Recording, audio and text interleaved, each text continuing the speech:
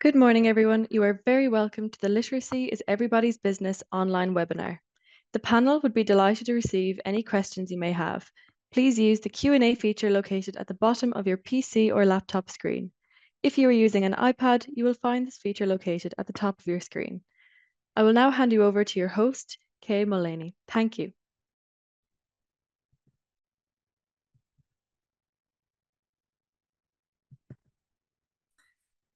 So good morning. On behalf of the Literacy for Life Coalition in Tipperary, I would like to warmly welcome you to this morning's Adult Literacy for Life Awareness webinar. The session will take 1 hour and I have a few introductions to make for those who are taking part.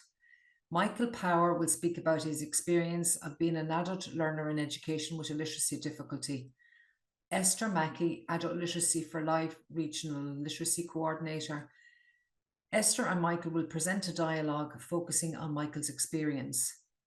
Yvonne McKenna will join us. Yvonne is the Director of Adult Literacy for Life in Solace, and Yvonne will introduce Adult Literacy for Life National Strategy and focus on what can be done to make society more literacy friendly. My name is Kay Mullaney and I am the current chair of the Adult Literacy for Life Coalition in Tipperary. So why are we here to raise awareness about literacy? Literacy is the ability to read and write is arguably the most important factor in determining a person's career arc. We can add to that numeracy, digital literacy, and language. Poverty and illiteracy tend to go hand in hand. Most of the countries in the world with the lowest literacy levels are also the poorest countries in the world. The OECD Adult Literacy Skills Service shows that 17.9 or 1 in 6 Irish adults are at or below level 1 on a 5-level literacy scale. At this level, a person may be able to understand basic written information. 25% or 1 in 4 score at below level 1 for numeracy. 42% of Irish adults score at below level 1 for using technology. Today, the meaning of literacy has changed to reflect changes in society and the skills needed by people to participate fully in society. It involves listening, speaking, reading, writing, numeracy, and using everyday technology like smartphones and Google to communicate and handle information. Currently in Ireland, there are over 40,000 people attending literacy courses nationwide, mainly provided by the Education Training Board's Adult Literacy Service. In Tipperary, there are almost 4,000 learners participating in programmes related to literacy, including intensive adult tuition for adult basic education, English language related courses, skills for work, literacy for adult learners with disabilities, support for apprenticeships, dyslexia assessment, and learning in mainstream adult literacy. Adult literacy is about addressing the needs of the learner, working at a pace that suits them and mapping out a learning path that fits in with their lives and interests. On International Literacy Day 2021, the Irish government launched a new 10-year adult literacy, numeracy and digital literacy strategy, the Adult Literacy for Life. The new strategy sets out a cross-government, cross-economy and cross-society approach. This means a whole range of local services working together to ensure that literacy needs can be identified quickly and services provided straight away. In December 2023, in Tipperary, we set up the Regional Literacy Coalition to implement the Adult Literacy for Life strategy. It has representatives from lots of organisations that want to work together to improve services and supports for adults with unmet literacy, numeracy and digital literacy skills. And the coalition has written a literacy action plan for Tipperary to help them to do this. The coalition includes representatives from Tipperary ETB, Tipperary County Library, South Tipperary Development Company, North Tipperary Development Company, the Citizens Information Service, Tipperary County Council, Silver Arch Resource Centre, Intrio North and Intrio South, the HSC, MABS, Disability Services, Tipperary Rural Travellers Project, Tipperary University Hospital, the Probation Services, Tipperary Public Partnership Network, Public Participation Network, and Homeschool Community Liaison and Children and Young People Services Committee. And today's web awareness webinar is part of the work of the Literacy Action Plan. So I'm going to hand over to Michael and to Esther for a dialogue around literacy.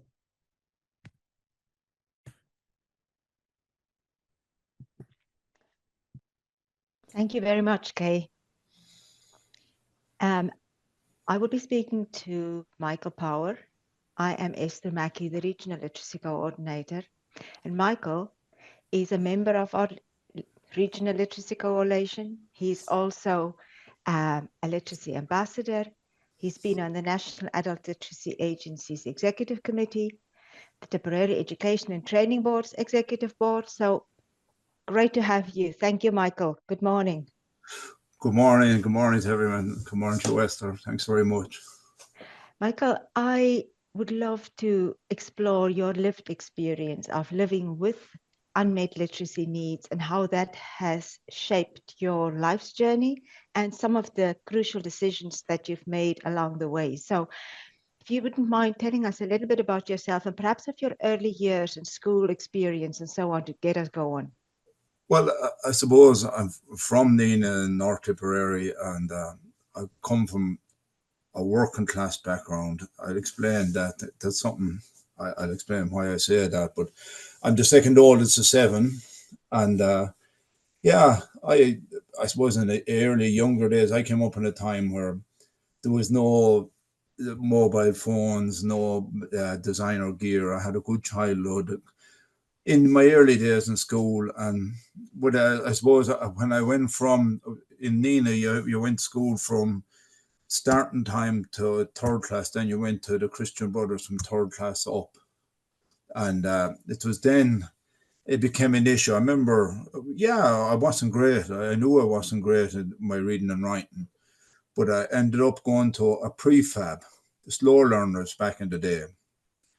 2 or 3 of us would go, and you'd be there for an hour, and you'd come out into the yard, and next thing it developed over time. Oh, here are the slow learners, and that was the start of being something different, you know. And it wasn't a nice time. It wasn't a nice time.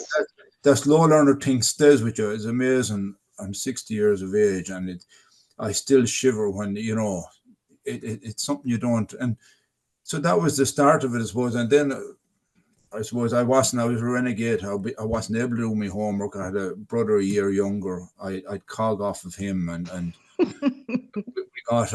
we got caught. My brother and myself were put in front of a Christian brother and saying, "Who do we copy?" I said I copied off of my brother, and he wouldn't believe it. And I remember he saying to us, "You're working class, and that's all you'll ever be." And them kind of things stayed with you. I'm only shaking that one really off in the last few years. And yeah, my first job was in the hardware down the street. Will you tell us about that? Because that's a good one, I was actually.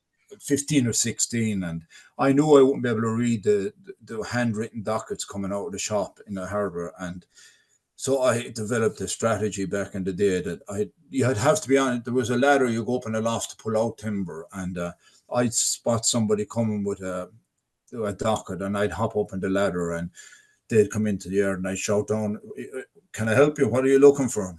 By the time I get to the end of the ladder, he'd have me told, and I'd take the docket, and nobody knew any different. And that was grand at that age. It wasn't, that was my strategy, but I had to get that was a part-time job. Later on in life, when we left school, I left school at 16 or 17, and I had to go for a job in the local glass factory, but I made a huge amount of inquiries. Was it a manual job or reading and writing? Okay, yeah. It was a manual job, which I got into that job, and believe it or not, it was grand, but a union was formed, and I got roped into being part of the group on the committee of the union, but then I became a shop steward. But what I'd done there, I'd always bring Esther along to take the notes. And Right. they'd come into me and they'd say, "What's Esther doing here?" I said, "She's here taking notes." "No, Esther, no me." And I got away with that for 18 years and nobody knew any different. Right. But in between all that, I had 2 kids. I got married and I had 2 children, a daughter and a son. And then it hit like a ton of bricks because I wanted to be part of my children's upbringing. I wanted to sit down and read a bedtime story. I wanted to be able to help them with their homework. And Yeah. them things it became a massive issue for me. And my wife didn't know the extent of it. I was kind of set down and said, "What am I going to do?" So she got a number. We were living now at this stage when I got married to move out into Moneygall. So I was living there, and Mary got a number of the local literacy scheme. And I remember the first night going in and seeing this woman, and it's like now doing this, my hands are sweating, and I had to see this woman and going in this corridor of a school in Rossgrey, and was she going to ask me to read a Ladybird book, and what was I going to do? And I went in, and I went in the door, and she said, "Hello, Michael, come in, sit down." She asked me about Michael. Yes. What does he do for a living? She never asked me about that about reading and writing. And just a conversation, and we mentioned a little bit at the end of it. And it was the following week when I went in, we started doing that. She opened a whole new door for me to get onto that roller coaster all them years ago. And it was the start of changing my life. And actually, Michael, that reminds me of a story you told me before, and if you would be okay to tell us, because it took a huge amount of courage that evening to go and meet. I think her name was Nora. She was an amazing No, woman. great woman. The courage it took. But you have a story of a family member of yours actually not having that courage, and the day that you drove with your dad, and how that kind of shaped your life and how that helped you to Well, recognize the strength you had. well, perhaps it was many years on. I'm presuming my dad would have lost his leg. Me, myself, and my father, we wouldn't have had that strong father-son relationship, but he lost his leg. He was retired and he lost his leg, and I used to take him into clinics into Limerick, and I had done a talk, something like I'm doing now, to tutors in Limerick. And I passed the centre where I'd done it, and I said to my father in the car, I said, "Daddy, I'd done a talk there 2 weeks ago to tutors." And my father turned around, he said, "God," he says, "I tried to go back there, and now I nearly crashed the car." And I questioned him what happened, and he said, "It was back. I'm the second oldest of 7, and my sister and myself were born, and he got a bus from Nina into Limerick when buses weren't, they were scarce. And he got to the front door of this centre, and he got cold feet and never went in. But what really struck me was I done my leaving cert at 39 and I had it done. And here was a man looking at something that he tried to do, say, 40 odd years ago and never done it. And his son done it. And from that taught me, that's why I'm sitting here. I never wanted to see another father or mother, for that matter, being in that position. And yeah, it was something that hit me bad for a while. And yeah, I couldn't. It's not we couldn't talk about because of our relationship, but it was something. It kind of it put the whole thing together for me. Then maybe Yes. he wasn't there. He hadn't the skills to help me. Like Yes. my reward was, as I said, to go back. I done my leaving cert at 39, and 6 months after my daughter was doing hers, and I'm living out in the country and cutting with a chainsaw in the yard. And she came out and tipped me on the shoulder and said, "Daddy, can you come in and help me with my algebra?" Now, I didn't know what algebra was. These X's and O's, they just came to life for me when I was doing that. And I left down the chainsaw and I turned around. I looked at her going in the back door across, and I said, my God, this is why I've done what I've done. And it was, Yes. and that was the reward. And my dad didn't get that opportunity, and that's why It was different days as well, Michael. I'd say, I mean, like he had to take a bus into Limerick and all of that. It was probably the intent was there so strongly to want to do it. But the fear, you know yourself, the fear for taking that first step is an amazing big thing. But then to have that experience come full circle when you could help your daughter. yeah, but it's the people you meet on the journey. You were one of the literacy tutors when I joined Chocolate Lane and Nina, and it was all them people that were there. And not only that, it's amazing. It's something very small, but being addressed by your first name and being able to talk to you as Esther, as a Okay. tutor, that Right. Yes. that was a barrier. The barrier, Okay. it wasn't sore or that was a barrier gone. And all the small barriers that along that Yes. journey. And if I have a Okay. problem, I can ask people, and people will, like you said, Right. they explain to me in a way I understand. Okay. And actually, that brings me now to something that I just remember you saying in the past about. I heard you speaking on a video recently about, I think you were speaking to a group of doctors about how doctors address people, and even that, and especially for somebody who could have an unmet need, how that is quite crucial. Would you say something about that? Health literacy is a huge. I'm very much involved doing little bits with the HSE on health, and it goes back. My daughter when she was born, had kidney stones embedded in her kidney, and I remember she above in Temple Street, and she only just a year old, and my wife and a nurse passed down to a reception where I was standing, and I said, "Where are you going?" Into a taxi. I said, "We have to go up to the Mater to get a little tripsy." And I was left standing, and I not knowing what the hell was that and what was happening.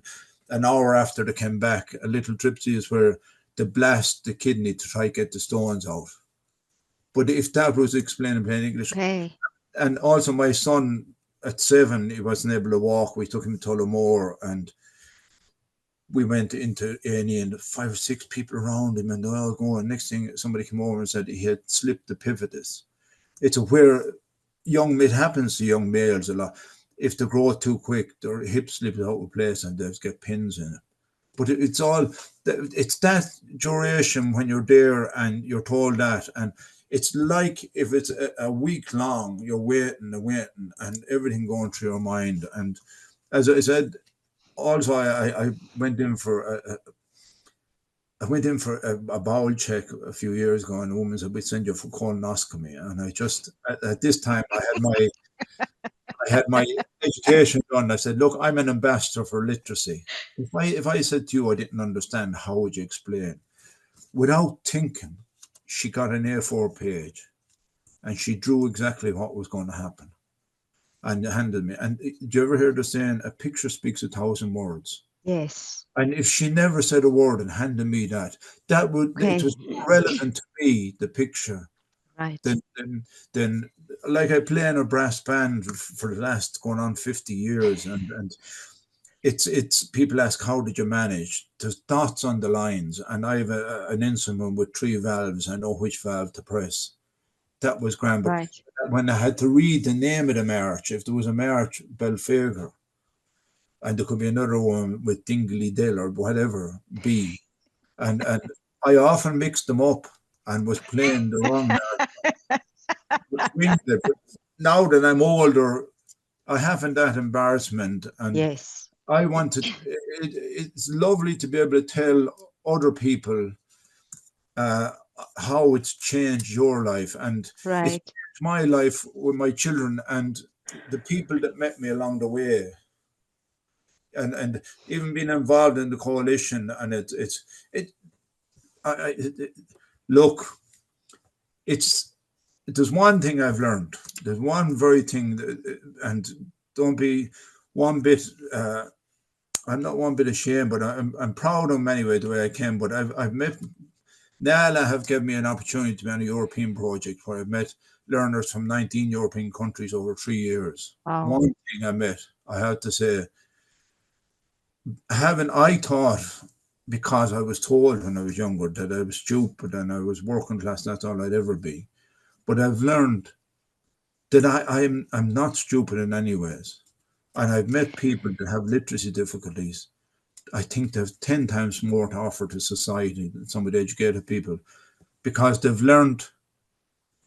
We've all learned in different ways. And I learned the practical way, and I didn't go down that main avenue of education because I wasn't, but I went around about, and I'm back in there looking up that avenue.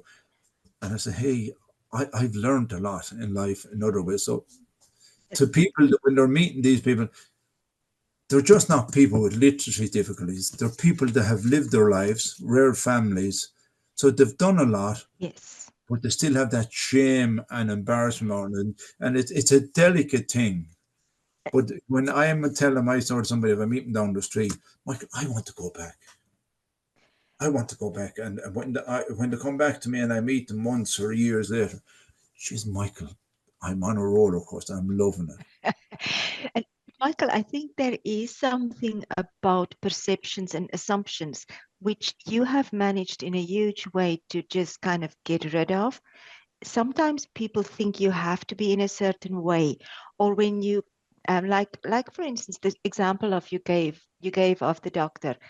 If they use some of that language to somebody who is having an unmet need, it throws you completely. It would throw probably anybody using those big language. You need to get your head around it.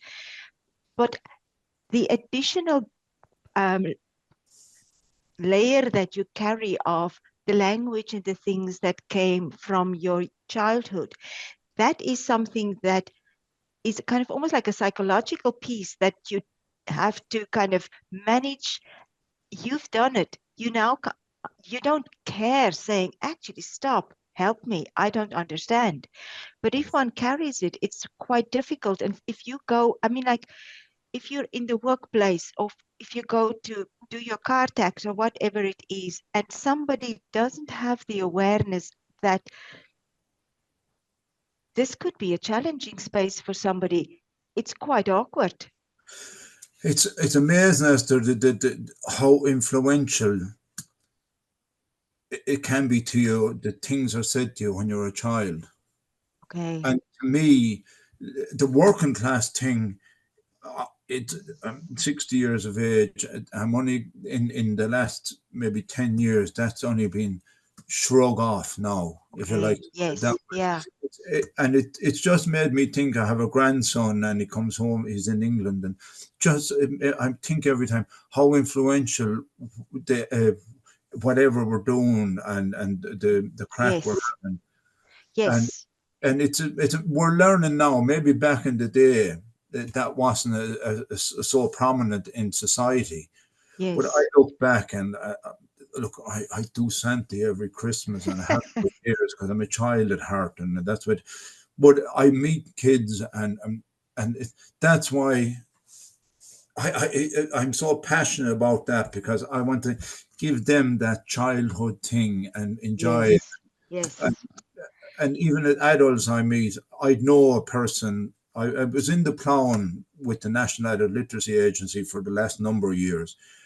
Last year, a girl came up with a pram and a couple of kids, and I said, my story going back to education, and I'd done my leaving cert, and she said, I tried to go back, and she said that she had kids and she left. And I told her how it changed my life.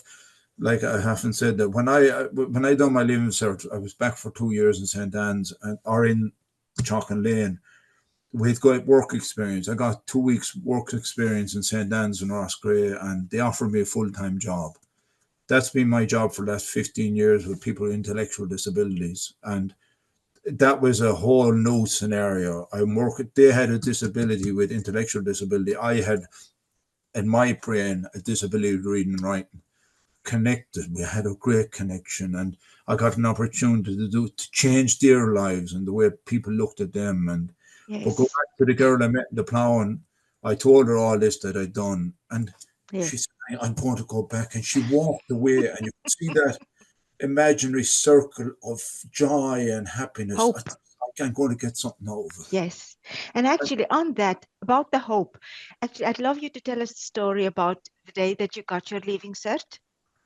Because I think for her, there's probably, will be part of her journey, or many people that go back would perhaps through the quality qualifications Ireland or some other, it doesn't have to be the leaving cert, but that sense of achievement. Will you tell us that story? Oh, yeah, look, look, my English was one I was worried about. My English was one I was worried about. And I remember Michael was my English teacher, and I said to him, I can read the questions, but when I'm answering the questions with the time restrictions, I always think of the easy spellings, the way to answer. Yeah. And he says, Michael, the best bit of advice I ever got, Michael, he says, it doesn't matter how bad you spell, you'll only lose 10% of your marks. Go on. Michael, I don't believe it. I went in, and what was in this head, I'm going to write it, and I wrote it. And you have to wait for a couple of months for your results. And I said, yeah, did I do the right thing? Or Jesus, should I? I went the easy way. And going down that morning to get the results, it was really terrifying. And I went down and just opened my English, and I had a C in my English. And wow. It didn't matter where I was taking it, because I wasn't going to be going to university. Just that to me is, I have it somewhere here in the press, and it's just, yeah, it meant so much. It meant so much. And then you walked up to the market cross. Up to the market cross, and coming out of the convent and the CBS, and I was able to put out the same results. And I said, Jesus, is this happening? And I said, that was the start of the roller coaster. To change my job, as I said, with the intellectual disabilities, and yeah, I connected big time with them, and to get an opportunity to be part of they're excluded from a lot of things. You take them into a shopping centre, you see this avenue open. I says, what the hell? I thought we were an inclusion society. They're in the special this and the special. I'm not against it. That's brilliant, but I brought two of them to the brass band one night. One of the lads would have. Is that the people from St. Anne's now? St. Anne's, two boys. Okay, one lad, yeah. One lad with a guitar and another guy with a cymbal. And the lad with the guitar, he doesn't like crowds. So I explained to our band members, come over one by one, just one by one, and say hello. Came over one by one, said hello to him, and he turned around, Jenny, Michael, he says, do you all know me? that was a barrier. But he was just being, all it was is just being included. And people just want to be and understood. And it's, look, the health literacy is a big issue with me. I think a guy that I knew worked in Nina, and he retired, and he came to me, Michael, I'd love to be a literacy tutor. He knew my journey, and he went back and done it, but got cancer. And look, he went to the local coffee morning in the cancer centre in Nina, and there was a girl there, and she was in the kitchen, and she was looking at all this documentation. She was diagnosed with cancer and so forth, but she couldn't read and write. But she was diagnosed, she went to a specialist, she went over her, and she was all these people, and nobody spotted it. What was that? She's gone through the doctor, the GP, all of those, and nobody realized that she had trouble reading the documentation. But nobody spotted it. Wow. And that's from my experience, that's a very common thing. And okay. I always say, and I admire the health professionals that are out there. I'm not slating them saying this, but I'm always saying, that we hide it. I can hide it. And a girl that was in Jock Lane many years from me always told me she'd take her kids to the dentist, and when the forms come out, she'd pinch one of her kids and they'd cry, oh, jeez, I have to go. and it's just for I always try for the people in certain sectors is to give them hints of how to get, like I gave blood only 2 years ago in the blood transfusion. Okay. And a guy came in beside me. I knew him, and where you register. And I'm there and everyone giving my details. He came in, he said, I haven't given it in a long time. I want to come back. And no bother, no matter, we get you signed up now. I'll get you the forms. Oh, he said, I forgot my glasses. The bells rang in my head. I said, what? Next thing, I'm listening. And next thing, the guy behind the desk, no problem, he says. He turned around, he reached for a box. He says, what number glasses are you? He had a box of glasses there to give to him. Put him on the spot. It's an hour to get bloods taken. I went in and got my bloods done. I had them done and went for the cup of tea going out. The guy was only still in the registration form when I go on. I just said he was putting it right. And another big thing is a guy like that will never go back there again. So is what you're saying that kind of the way we manage situations like that will determine the person's interactions? It will, as to and another big thing, it's after being said there, Kay said that the statistics of literacy in Ireland, and we've had an election recently, and there was huge talk about the numbers or the turnout for it and everything. Okay. And Oh, yeah. I'd love to have went on the radio, and I know from my involvement with the National Literacy Agency, the statistics of people that have below average levels 1 and 5.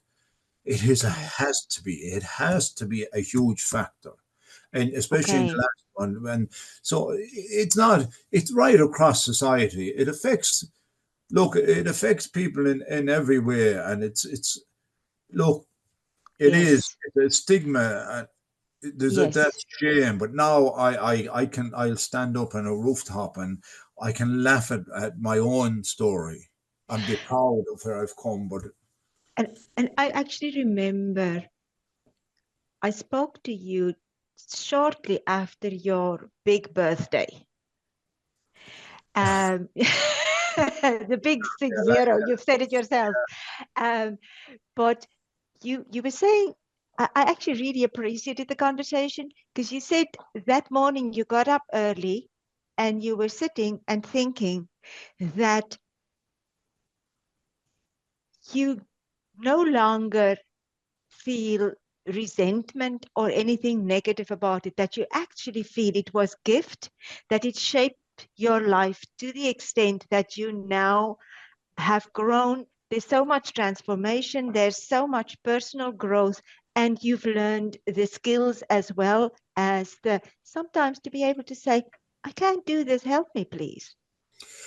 Yeah, and no, it has definitely. And I suppose my journey it's amazing how the things happened. I mean, I got redundancy in my job, and I had to make a decision then, would I go back to education? And I was in a position, and it did. It was a brilliant time. My kids were going to school in Roscrea, and I was going to school in Nina. And a funny thing, we done a 4-line poem one day, and we spent an hour and a half discussing a 4-line poem in school, in class. I came home with my kids on a high, really on a high. I mean, on a high, and I read this poem. I'd say they're still looking at me. Is Daddy gone mad or what? And they were a lot younger then, because of this poem. Yeah, this poem, and there were some of the highs. Yes. And I'm reading a book from my Leaving Cert. Again, I was saying, I'm not that great, but my tutor said, you don't have to understand every word. You can just understand the story. And a gas story, I was on Ryan Tuberty, and he had a book club on his radio show years ago, and asked me to review a book. Okay. It's to do with pathology back in the 1940s and so forth, and the story of a state pathologist or something like that. And I got the book on him, John Banville. I don't know, very highfalutin. The book came in the post, and I had agreed to do this. And I said, oh my God, I opened it. Oh my God. I said, I won't be able to read this. What am I going to do? And I had to read it. And I read it, but I didn't understand every word, but I understood the story. Yes. And I arrived back up to RT a month later. And who arrived in beside me? Only this guy with the book and all these little yellow stickers and 2, 3, or 4 pages with stuff. And he was Mary Cassidy's assistant, the national state pathologist. Oh, wow. Yeah. I said, well, how am I? I'm so, yes, that's brilliant. And everything was great until I said, what am I going to say here? I had a quarter of an A4 page, but I had the story in my The head. story in your head, yeah. So we went on air, and the story was great, and the characters. My man, he slated whoever wrote this book. They knew nothing about pathology, which everybody rang in and said, geez, Michael was right. And a neighbour up the road, Nice story. a woman up the road rang me that even, Michael, I've been reading that book and I've been mad to talk to somebody that's reading it. Oh, wow. Yeah. But so I learned it gives you an education maybe in life. And if you can give them little tips, life skills tips, if you like, to people on their way, and to just help them on that journey. That's all you're doing. We want to, Thank you. Yeah, look. Is that wrapping us up now, I guess? Well, look, that's it. That's it. Yeah, look, I don't know. It's all about just listening, and I mean listening, with just listening and giving a person a chance to say a few words. And it's a life-changing experience, and it's a lovely thing when you realize that you're giving somebody that didn't get a chance to change their lives, or just a chance to get over a little hump in their life and move on. And it's that encouragement, So thank you. Thanks sincerely for your engaging story, Michael. It's always enlightening to listen to you. So it really underlines the fact that having unmet literacy needs doesn't mean that one can't take part in society. It certainly highlights how resilient you've been and how creative you've been in kind of navigating everything. So, and it highlights, keep going. Yeah, but they can't take, they have a lot to give to society, but society don't realize that. We don't, So absolutely. And you're a great example of that. So it highlights also that society and at large can do much to support people that may have similar experiences to be more literacy friendly. So at this point, I'm going to thank you sincerely again and hand over to Yvonne. Yvonne McKenna is the director of the Adult Literacy for Life, and she will take us through our paces about being a bit more literacy friendly and so on. Thanks, Yvonne. Thanks very much. Thanks, Esther. And thank you, Michael. I just could have listened to you all day. Such incredible stories. And I'm sure, like many people this morning listening to the news, there's a lot of bad news about at the moment. But to hear your story and just of how much positive impact other people have had on you and you've had on others, it's a wonderful, wonderful story. So I'm sorry that I won't. It's a hard act to follow, I'll tell you that. So but I do want to thank Kay and the coalition in Tipperary for inviting me here today to talk to you.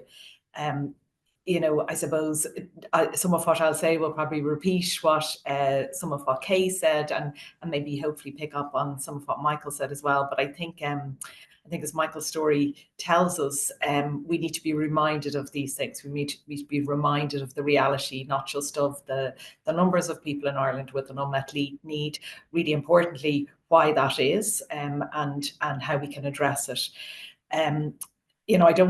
I don't think there is a person who doesn't care about literacy in Ireland, but I think sometimes it's difficult to know, well, what can I do or what can we do? And I suppose that's what I thought I would try and talk to you today about. So we'll just move on to the first slide there, and I'll just explain a little bit about the Adult Literacy for Life strategy. So it is a 10-year whole of society adult literacy, numeracy and digital literacy strategy. And it has, I suppose, a simple, if not easy vision, and I suppose simple is never easy. But it's an Ireland where every adult has the necessary literacy, numeracy and digital literacy to fully engage in society and realise their potential. And Michael, I suppose your story there just it touches on so much of that. It is about the person. It's about them becoming everything that they can be, and that's why I suppose that the vision in the strategy is an important one. It takes a whole of society approach. So what in God's name is a whole of society approach? And I suppose again, at its most simple, it means that the strategy or the vision of the strategy or the aim of the strategy is something we can all be involved in. So everyone, no matter who we are, no matter where we are, we can be involved in getting to this Ireland, to this vision of Ireland. And in fact, it's the only way we'll get there if everyone is involved. Why is that? If we move on to the next slide now, I suppose for one reason, and this comes from the introduction into the strategy, or to the strategy, that was written by then Minister Simon Harris. Now I understand he's had some class promotion since then, but he wrote in the beginning of the strategy, in the introduction, that we have to challenge the misconception that an inability to read, write, or digitally communicate is a failure of the person. It's a failure of society and the state. And again, I think picking up on Michael's point, you can really just, it's such a kind of impactful way of describing the impact of what people said to you when you were younger. And it goes back to that, deciding some people are better than others.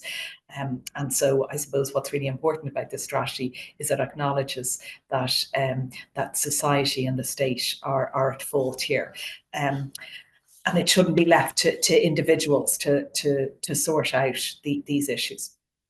The second, if we move on to the next slide now, the second, I suppose, reason for a whole of society approach, and it's something that Kay picked up on, and indeed Michael, which is just how broad literacy is, that it touches every part of our life, whether we're at work, whether we're at home, whether health, community, engaging with any of the state reality services. So it's more than reading and writing. It's being able to understand, to use, and to act on information. So it is about listening, it's about speaking, it's about reading, it's about writing, it's about numeracy, and it's using everyday technology to communicate. You know, as Michael said there, from the moment you get up in the morning till the moment you go to bed, literacy is touching on you all the time, increasingly so in this complicated world that we live in. And I suppose one of the really important ones there you mentioned was just even the voting. Like, you know, what kind of society would we have if more people voted? So it's not, you know, literacy shouldn't define who we are, but it can affect what we are and who we are in society. And I suppose the third reason that we take a whole of society approach, and if we move on to the next slide now, I suppose that what the strategy does, it recognises that literacy provision can happen in many different places. Michael's talked about being in the Adult Literacy Centre himself, but it can happen in a lot of places. But literacy support can happen everywhere. So really, and I know there's a lot of words on this slide, but you know, no matter what part of society we're in, no matter what organisation we're in, whether we're, you know, volunteering, whether we're engaging with someone in the bank, whatever it is, there's always an opportunity for help and assistance, and ideally also then maybe referring people on. And I suppose in this diagram, I look at that individual on the right-hand side there in the red, and I think, well, are we talking about the person with the unmet literacy need? Or are we talking about the person who can help someone with an unmet literacy need? And I think it's all of those things, because it is about society. It's about all of us. So really, you know, the whole of society approach is that everyone can do something. It doesn't mean that everyone can be a literacy professional like Esther and have that hugely important role as a tutor or Kay's colleagues, but we can all do something about it. And I suppose if we move on to the next slide now, that's why this strategy takes I suppose two very central elements. One is to enable people to improve their literacy. And again, going back to what Michael has described there, because everyone has a right to literacy and numeracy, and having an unmet literacy need does impact upon our ability to take our place in the world. So you know, at its heart, this is about addressing equality. And I suppose, you know, again, picking up on Michael's wonderful story there, it is about trying to ensure that everyone has an opportunity to live a dignified life. So that's one element of it.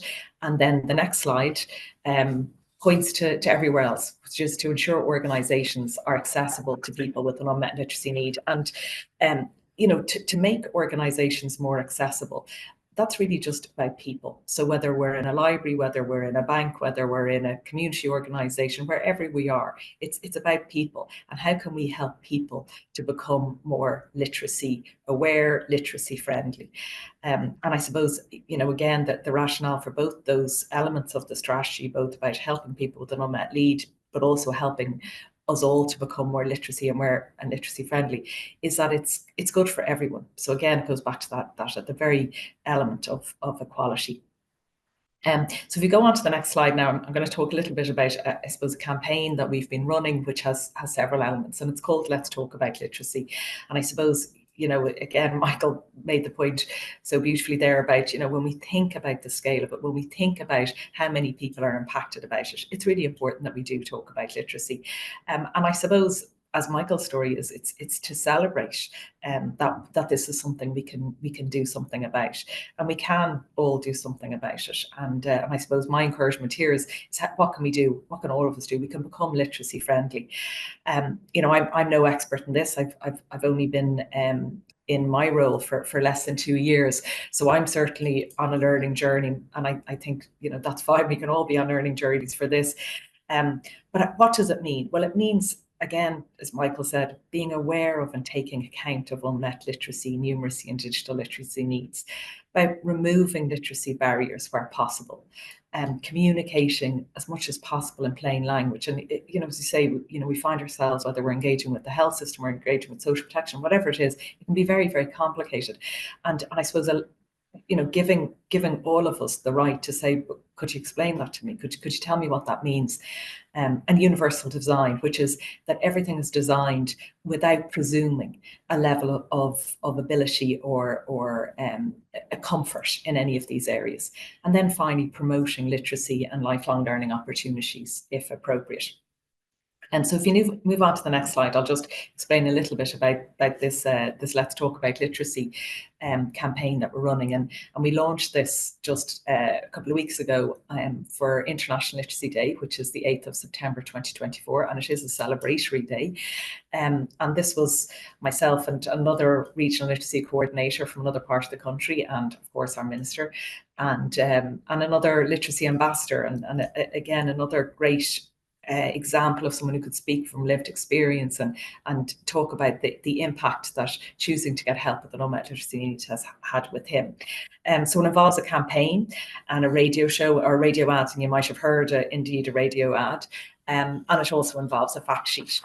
So if we just go on to the next slide here, so this is our e-learning course. So it's available on our website, and I'll share some links with you as well on this. But what it essentially does, it helps people to become more literacy aware and respond more sensitively to a literacy need. You know, there's so much that just taking a little bit of more time or just being a bit more sensitive can do to an experience. And I suppose, you know, sometimes if we feel a little overwhelmed, if we just stop to take a few moments and give people time, that can make a really big difference. So if you go on to the next slide, then it just gives an overview of what the course is in 3 parts. So it's 45 minutes long or not much longer than that. And it first of all talks about literacy in life. So just explaining, as Michael has just done there, just about what it really means and the different areas of life that literacy becomes important to. Then the second part goes through using a literacy friendly approach. And there's finally ends with top tips and tools. So I suppose what it really does is empower all of us to be more literacy aware and literacy friendly. And by that, changing the organizations that we work in, the entities, in fact. So whether we work, whether we volunteer, whether we're you know, in a family with our friends, all these examples will just empower all of us to become a bit more literacy friendly and then be able to talk about it. That's the most important part. The next slide then just goes into a little bit more detail about the course itself. And I suppose, you know, I mention it again because Michael has made it so human, has really brought it to life, what it means in interactions. And I suppose there we have, you know, we have literacy learners, so sharing their experiences. We have real life examples of somebody from the MABS, the Money Advice and Budgeting Service, Donegal Library and the Well Woman Centre. Staff there talking about their experience of how using a more literacy-friendly approach helped them, and then a range of exercises and scenarios. So it's a really accessible tool. You don't have to register. You know, you can just start it, take it in different parts, but it just really gives you some practical help and advice on how to become more literacy aware and literacy friendly. And then if we go on to the next slide here, it just that's just more, that'll give you the link. And then there is the little fact sheet that we have as well that we've created, which just gives you again top tips on how to be more aware, to spot the signs. As Michael said, the trigger for him was hearing someone say, "Oh, I forgot my glasses." You know, there are lots of, as you know, loads of creative approaches people take to maybe hiding the fact that they have a literacy need. And so it's useful for us to know about those. And I suppose all of these point to, as Michael has done so well, and Kayla too as well, is just, you know, having the courage it took for Michael and all these other fabulous ambassadors, the courage it took them. We all need to be a bit more courageous. We all need to address the shame and stigma, because it shouldn't be a shame and stigma, or if there is shame and stigma, it shouldn't be attached to the individual. It should be attached to the state and society, and that's where we can all get involved. And then finally, the last slide there, just, I suppose, you know, I was asked, what can I do? Literacy is everybody's business. What can I do? And so, you know, very simply to put it, you know, take the new online course. It's something we can all do, and let other people know about it. Share it wherever you are, whether you're working volunteer, people you know, your family, your friends. Read the fact sheet. You know, that's again a really helpful way to empower us to feel this is something that we can do about. Stay in touch with the Tipperary Regional Literacy Coalition and the Regional Literacy Coordinators. So, you know, obviously Esther and the Tipperary Regional Literacy Coalition. And then I know there's two important in-person events, and I suppose there's nothing like an in-person event. So on the 22nd of October and the 12th of November, the events are being hosted again by the Regional Coalition in Clonmel and in Nina. And I suppose, you know, my end to this point would really be just to say there is something we can all do. If I was to say the analogy that makes the most sense to me is that literacy is a little like mental health. We used to, you know, mental health used to be something that we didn't talk about, that was kind of hidden away, only certain people have. And actually, we've really been able to bring that out into the open. We've been able to change Irish society in so many ways because of that. And I suppose literacy is another area that we can do something like this about. You know, we can't all be literacy tutors, we can't all be involved in that very professional side of things, but we can all do something to make Ireland a better society that way. And you know, Michael there talked about experiences growing up of how, you know, we are a much maybe harsher society. I think everyone acknowledges that a more equal society is a better place for everyone. And here's a way in which we can get involved in making Ireland a better place for people with unmet literacy need and for everyone else as well. So it shouldn't be something that seems overwhelming. So that's my message to you today, that there is something all of us can do about this. And thank you again for the time today.